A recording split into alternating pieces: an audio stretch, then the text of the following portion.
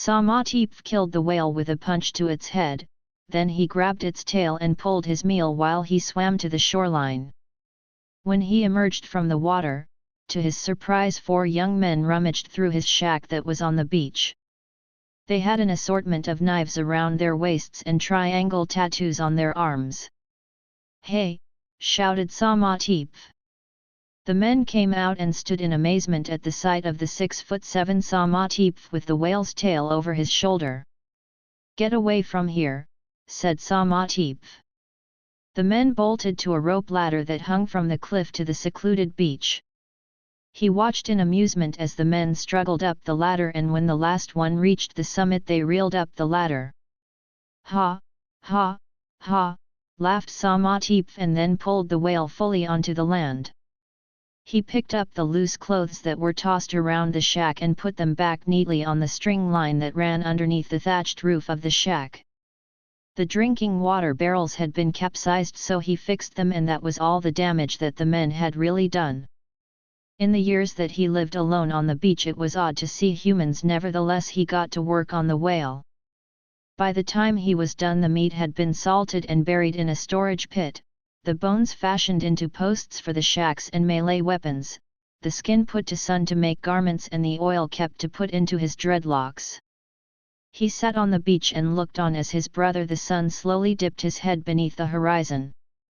The soft yellow light of the sunset masked the dark horror of the fiery destruction that his brother did twice on the world, but Sommoteph had done an experiment to avoid a third calamity. He had mentored surrogate rulers of the world and his brother had not noticed. But Sommoteph deemed that mankind had sufficient experience to govern themselves, so he removed himself from the puppet master position. 2 weeks passed before he encountered another human. This time around it was a woman. She came down the cliff late in the night. An axe was slung over her shoulder and 2 knives were on her belt along with a pouch. She moved silently down the rope as she descended 200 feet to reach the beach. Sommoteph watched her through one eye as he half slept next to the tree trunk that was a few meters away from the shack. She threw an object into the shack which set it ablaze, and then she held the axe ready to fight whatever was about to come out of the flames. Sommoteph moved the seaweed blanket from over his body and he stood. She was dark-skinned like him, roughly 6'3", with a body that was feminine yet toned by physical training. She appeared to be in her 20s. "Where are you, monster?" she asked. Sommoteph was puzzled. Had the caliber of warriors fallen so much over the years that the basics had been overlooked? Surely by now she should have sensed his approach on her blind side. He was incorrect, because as soon as he was in arm-length distance she swung around with the axe and almost cleaved him had he not dodged. "Well done," he whispered as he went around her. She swung aimlessly this time and he snatched the axe away from her. She countered with a thrust of her knife, but he froze her hand with a thought, then he levitated her body with another thought and she gasped. "What is your name?" he asked. "Isia," she replied. "Why did you come here?" "I was hired to slay a monster." "Am I a monster?" "No, you are something more." Sommoteph grinned and Isia spat a misty substance into his face that disoriented him and he lost his footing. The mental distraction caused Sommoteph to lose his control of her and she was free to cut his throat with a knife, and when he fell on his knees she decapitated him with the axe. She gouged out his eyes and cut off this tongue with the knife before she placed the head in the pouch. She then burned the body and returned to the top of the cliff where her wildebeest along with her employer's henchmen waited. She showed them the head and then they escorted her to the employer's house. Sommoteph grinned inside of the pouch as he did know where this adventure would lead to, and he felt young again due to the excitement. He was impressed with Isia because she did everything right in order to slay a monster, but unfortunately for her Sommoteph was not a monster, he was something far more dark. Monsters hunters were an ancient sect that carried a mystery in the world. People looked at them with awe because of their prowess, whether they were male or female. When Izia had arrived in the city for the job, there was familiarity of it to her because of the looks that she had received and the whispers she heard when her wildebeest strolled up to the house of the man that controlled the city. She had dismounted and was taken to a man with a gold mask on his face. The mask amused her because it was his attempt to intimidate lesser humans. She deemed that his tactic worked due to the level of fear that his lackeys displayed in his presence and when they spoke to him. He told her that she came highly recommended from the hunters when he requested assistance to rid his community of a pest. He went on to say that the monster terrorized local fishermen. Presently Izia looked up at her employer, who stood on the balcony of his house and looked down at her in the courtyard. "What kind of monster was it?" asked the employer. "An ogre was my best guess, but of a subspecies that I have never seen," replied Izia. "Show it to me." Izia pulled the head out of the pouch and raised it. The employer gestured for one of his lackeys to touch the head to ensure it was not a fake. The lackey touched the head but was concerned. "My lord, there is a smile on the thing's face." Sommoteph spoke telepathically to everyone in the employer's house. "I shall burn this home down unless it is made known to me why my home was burnt down." Everyone ran out of the courtyard and the employer scampered from the balcony. Izia tossed the head up and struck it with her axe. Izia the huntress. "I am no ogre nor groat slang, nor kampa, nor four-eyed beast, for I am Sommoteph, whom the underworld could not tolerate and heaven could not stand. But you, Izia, came in the dead of night and burnt my home down. For what? For what?" A gust of wind went through the compound and it extinguished all the fire sticks, lamps and candles. Then fire fell from the sky as Sommoteph expressed his rage. The fire spread like oil in and around the compound. Sommoteph's entire body regenerated from his head and then sent out a frightening telepathic blast that knocked out everyone in the compound. He found the employer and shook him awake. "I asked a question and now answer me," said Sommoteph. He yanked the mask from the man's face and sensed dread in a person that had never felt it in his life. The man divulged all his monstrous misdeeds and plans to Sommoteph, who then snapped the man's neck with a thought and threw him into the fire. In the basement of the dwelling were tortured prisoners and Sommoteph freed them from their cages. He returned to the courtyard for Izia. He was unsure whether to leave to die for her transgression against him or spare her life. He crouched next to her and saw how exotically beautiful she was in the light of the flames. He sensed a deep terror in her that was not caused by him but another event in her past. He glimpsed into her mind and he witnessed through her point of reference a lake became sentient, then it purposefully flooded her community and almost drowned her. The terror that Sommoteph sensed in Izia was one of drowning in blackness and filth. The sight sickened Sommoteph and it made him upset that he could never fix the problem of monsters because they were created from the broken metaphysical energies caused by Enyanmu's destruction of the world. He placed her on his shoulder and strode out of the compound. He divinely recognized her wildebeest and the animal bowed to him. He spoke to it telepathically. "Is my master dead?" the animal asked. "No," replied Sommoteph. "Thank you. She has been kind to me. I had several masters that were brutal, but she was different." "Does she have kin or friends?" asked Sommoteph. "None that I know of. She sleeps alone on the roadsides and in the jungles in our journeys between villages. I feel like she wishes things were different and she did not need to hunt. She would secretly gaze at the women of the villages with their children and I felt her jealousy of them. She is lonely." Sommoteph took Izia into his arms as though he held a newborn baby. He felt a warmth inside his body that was absent for centuries. He had focused very hard on the resurrection of the world that he forgot his needs. The abandonment by his parents was a silent pain that he never addressed. It also fueled his exile from the world because if they didn't care about the planet, why should he care? But he did care. Looking at Izia reinforced in his heart his compassion. By divine coronation I make you, Izia, my bride, said Sommoteph, and he kissed her tenderly on her forehead. He teleported with his wife and the wildebeest to the outskirts of the city that was a community rife with corruption, and in Sommoteph's opinion it deserved to burn. The irony, he muttered. Izia awoke under the shade of a baobab tree. Her wildebeest grazed nearby, but his saddle was off. She felt the axe in her hand, and it was a comfort. The savannah laid out in front of her, and then she saw the smoke from the city on the hill that was on the border of the savannah. People were fleeing with their belongings on wildebeest and elephants. It felt like an afternoon to Izia, but her last memories were of the fire from the sky torching the courtyard and the voice of the demon in her head. I am not a demon, said Sommoteph, and rose out of the shadow of the tree. He was black and dreadlocked. His eyes were deep brown, the nose was broad, and his muscular frame was similar to famed statues of Benin. I got my answer. The master of the city told me that he hired you to kill me at a cost of 20 gold coins because he wanted where I lived to smuggle spice due to the emperor's tightening of coastal patrols, said Sommoteph. Is the master of the city dead? Yes. He was a very cruel man.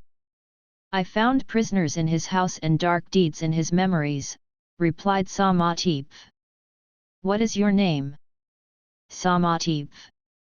Can I go?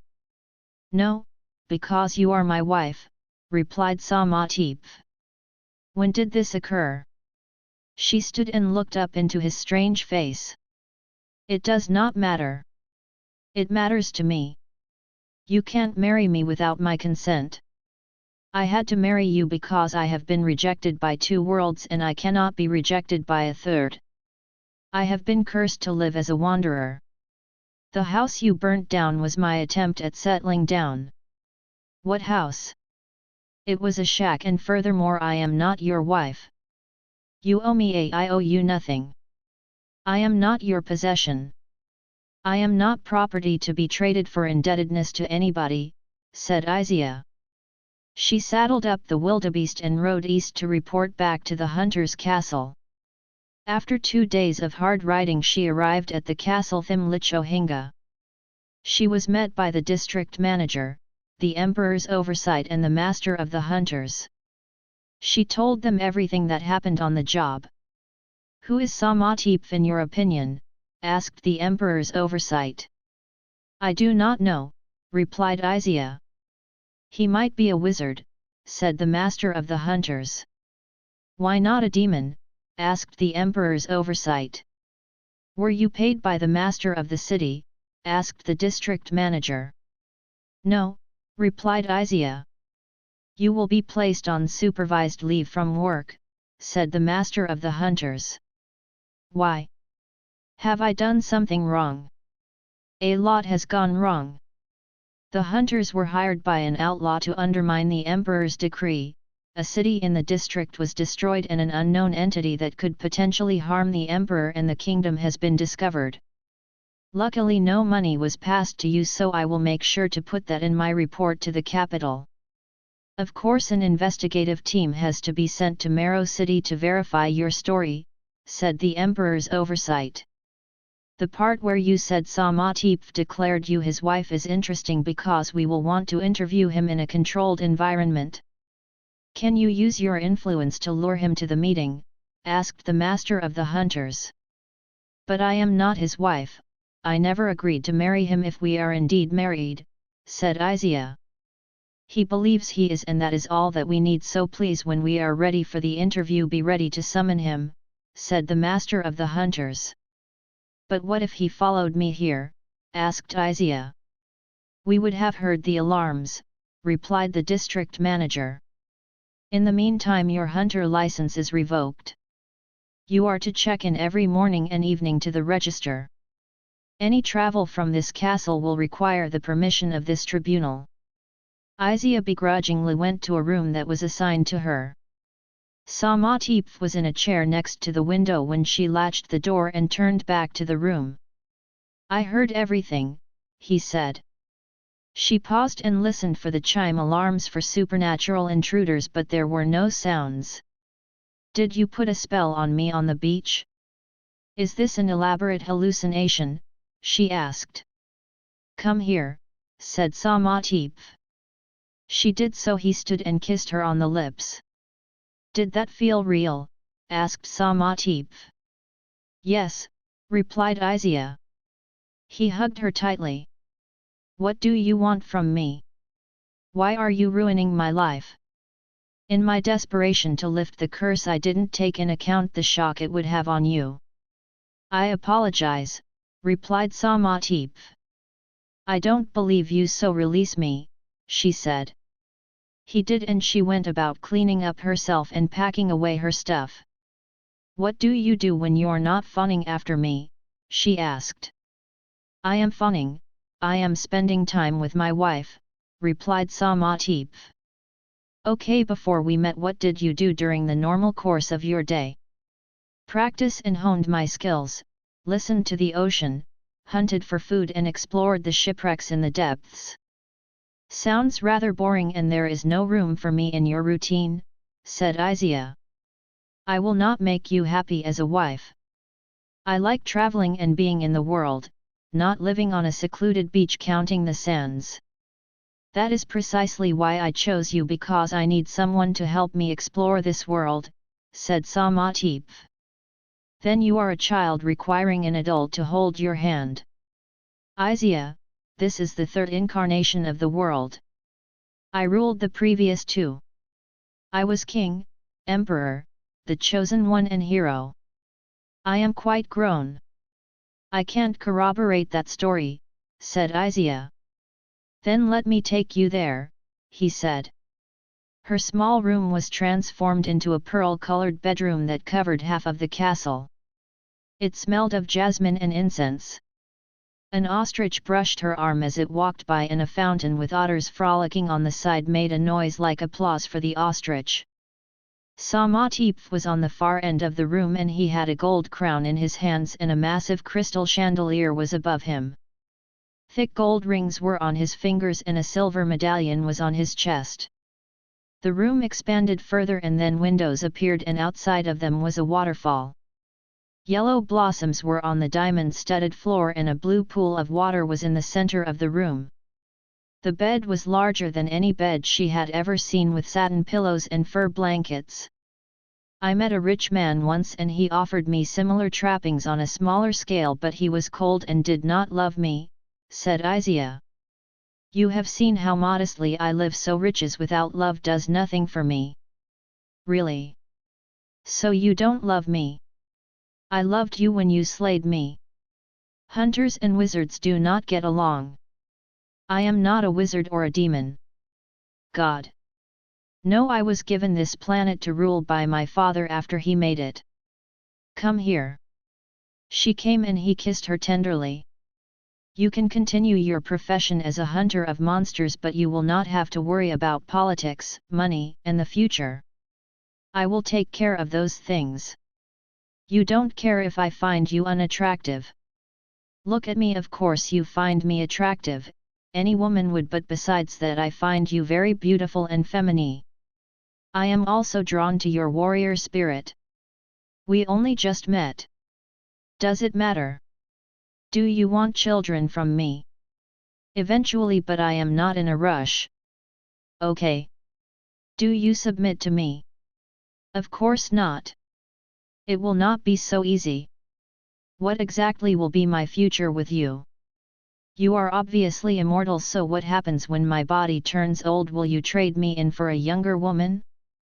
Will I be taken care of in my old age? Will I live comfortably? I will love you forever and will never leave your side. You will live the best life in a large house with our family, and I will watch over your children, their children, and so on, replied Sommoteph. You will be protected from the monsters of the world and sheltered from the storms.